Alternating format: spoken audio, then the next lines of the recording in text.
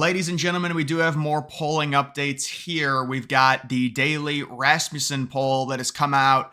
It's got Donald Trump up by 7. Now, the daily number is not necessarily something you're really going to want to pay attention to because when it comes to these polls and the way that Rasmussen does it, they do an updated daily count. You're going to get some pretty wonky numbers. Like on October 2nd, they had Kamala up by 3. Now they've got Trump up by 7. That's a difference of 10 points within the span of a day. That's why it's better to look at the 5-day moving average. And if you look at the 5-day moving average in terms of Rasmussen, you do have a Donald Trump lead of about 1.5 to 2 points, give or take. I would say really since they started, well, originally it was around 3-4 points, but it's tightened a little bit to around 2.5 to a point, which is amazing. I mean, this is just general popular vote. If this actually happened, Donald Trump would very, very easily win, even if Donald Trump underperforms these Rasmussen numbers by a point or two, meaning, he underperforms being up by 1.5. Maybe he loses by a half a point. Maybe he wins barely.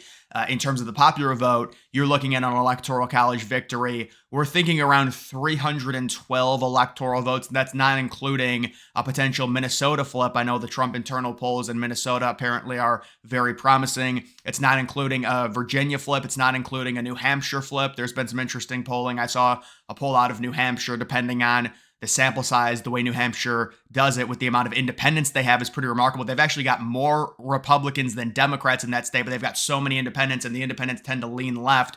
That's why Harris is the favorite there. But there was a poll that came out that had Trump +1, but it did have a very strange sample set. I'm not saying Trump's going to win New Hampshire. I'm just saying you're talking about 312 electoral votes without including a Minnesota, without including a Virginia, without including a New Hampshire, without including the 2nd district in Nebraska, without including Maine at large. It would be around 312. You take away Nevada, it's still at 306. Some other numbers I see get thrown around a lot, 287 for Trump, or it might be 281 or 297 as well. Those are two other numbers. But I do think if this held, if Trump won the popular vote by 1.5, he would get around 312 electoral votes. He possibly could also take either Minnesota or Virginia, and then you start talking about possibly other states on top of that, like a New Mexico at that point. But these are really good numbers. I would say the daily, you really don't want to pay attention to the daily. I know this says Trump has a 7-point lead. That's just a daily poll. It fluctuates. I mean, Harris was look at this. It says -3. So Harris was up by 3 in the one they did on October 2nd. Now Trump's up by 7. So the daily 7-point lead, that's not, it is very nice, but it's the average we want to look at. And it's the 5-day moving average where Trump's up by 1.5. So that is really good there. I know there seems to be now at this point, like people that are way against Rasmussen. They said, they're communicating with the Trump campaign and things like that. Really, whenever it comes to, it is crazy to me where we're at with polling, where all of the most accurate pollsters in 2020, it feels like in terms of these models, like anytime anyone has an election model, the most accurate pollsters in 2020, they're all weighted the lowest, meaning they don't have much influence on the overall model and the data and the algorithm that it gets put through to spit out numbers. And that's why we see Harris up in a lot of these models. It's like the polls that were very wrong in 2020, they're graded out and weighted more heavily. It doesn't make a lot of sense. And it's not just 2020, it's also 2016. There's many of these more liberal pollsters that were horribly inaccurate in 2020 and 2016, yet they still get weighted as A pollsters, A+ pollsters, and they were horrible in terms of grading the support that Donald Trump got. There was a question yesterday I got asked about the dynamic of this election with the assassination attempt. Is it a little bit different? Because in 2016 and 2020, you could argue, I guess, that, people didn't want to share that they were Trump supporters. I really don't think that was a, thing that people did in 2020. I mean, the 2020 polls were worse than 2016. So I don't really find consistency in that narrative that, there was a silent Trump supporter in both 2016 and 2020, maybe 2016, but using that in 2020 when the polls were even more wrong than they were in 2016. And now they're like, they've corrected themselves because people are more open about being a Trump supporter. I agree they are. I mean, you're seeing it everywhere. People galvanized around that assassination attempt.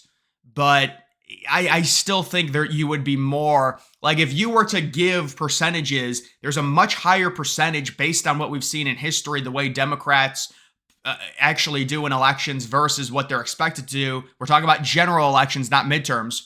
And what Republicans do, there's a much higher chance that the Republicans are being underestimated, especially Trump, in this election. He was underestimated in 2020. He was underestimated in 2016.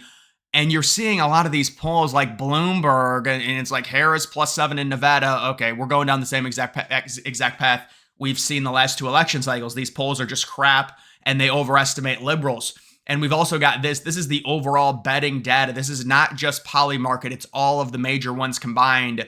Oh, wow, they took out Predict It. Yeah, Predict It went really liberal. So it doesn't surprise me they took them out. They are just a betting, but they've been really liberal with their betting odds. But you can see Trump is down by less than a point in terms of these betting odds. And I would love to see a comparison to, oh, okay, we do have the comparison. I'll take a look at that. But just taking a look at this, obviously Trump went way up because there was some time where they didn't know if it was going to be Harris or Biden. So that kind of split between them, and Trump was up around 66%. Harris took a lead of about 6 points in terms of overall average betting. And now Trump's basically made it up to where it's about even at this point. So that's good news that Trump is able to weather that little storm from Harris kind of after the DNC when they, in September, I guess there was a time frame where Harris was ahead, but now seemingly it is tied. I'd like to see the comparison to 2020 just to see the difference. And where were we in 2020 at this time? So this would have been in October, and it is pretty remarkable. So what is it, October 5th? Trump was down 20 points in terms of the betting on October 5th, and now he's tied. So it goes to show you just how different this election cycle is. And Trump was all the way down to around 33 there. But at this time in 2020, Trump was significantly down, and he's made up basically all of it on Harris. And you can just see the overall betting data in terms of that. But I would say just overall looking at the Real Clear Politics map, don't think anything has changed. Yeah, they normally don't change a lot. I mean, you could argue Minnesota is still a lean Democrat, although I don't know. We have heard some good things coming from the Trump campaign. But yeah, this is kind of the overall map right now. I wonder if that Texas, no, they weren't going to put that Texas poll in there because it was a month old. There was a Texas poll that had Trump up by 10. It'll be interesting to see the result in Texas, but it does look like Arizona is relatively safe for Trump. Nevada, to me, is still 50-50. They'll argue that Harris is a slight favorite. Georgia, I think, is a lean Trump. North Carolina is a lean Trump. Obviously, the stuff going on with North Carolina, where, originally I was like, all right, guys, let's calm down on the whole idea that they're trying to delay support for the rural cities in North Carolina to suppress Trump vote. But you've got Democratic strategist, the CNN dude, David Axelrod, coming out and saying, literally admitting in a phone call that it was almost like he was giddy about it. He's like, man, those rural people, they're going to have a real hard time voting now. That's a Democratic strategist. I mean, these people are real evil. It's like they're happy it happened because then maybe Trump, and Politico comes out with articles saying, oh my God, like why would you even, it's just a disgusting thing to even say, like, because there's a hurricane there, and it's crazy to think about just the dynamics of this entire thing. Harris and Biden don't give a flying fuck about the hurricane. They don't care about any Americans affected by it. They didn't do shit. Biden was in Delaware sitting on his ass like he always is during the entire thing. There were no press briefings. There were no nothing. Trump actually does something about it. Him and Elon combined, they get Starlink, and then they blame Trump and say he's the bad guy. And then on top of that, they laugh and say maybe these dumb rural Republican Trump supporters won't be able to vote because their entire infrastructure has been destroyed. I mean, these people are just so evil. I mean, that's how bad it is. It really is. That's what happened. I can find the clips if you guys want me to. Like that is what happened. People think, oh, you're biased. Do I need to show the clips of David Axelrod? Do I need to show the Politico article talking about how, oh, they're not going to be able to vote? That could swing the election for Harris if they don't. I mean, why even say stuff like that? It's like they're gloating almost. Oh, and then also Axelrod. By the way, it's so funny how they still try and claim moral, like the superiority with how sophisticated they supposedly are. It's like, oh, the people in Asheville, he was like, they're so smart.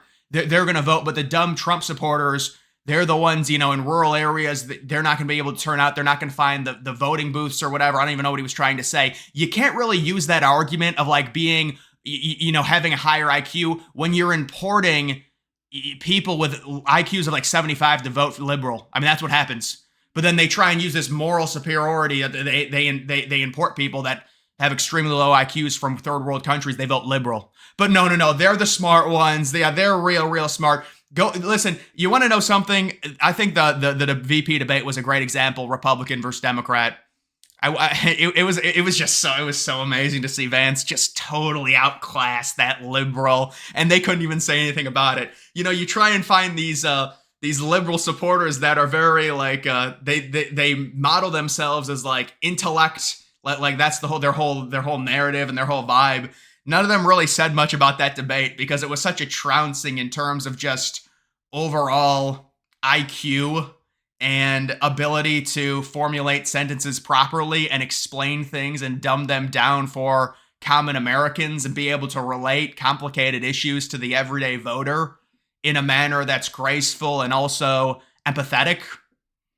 They didn't really say anything because that was a trouncing in that VP debate. Looking back on that, but yeah, North Carolina, they're gloating. They're like, oh my god, maybe the dumb Republican voters aren't going to be able to find the voting booths because their entire infrastructure was destroyed.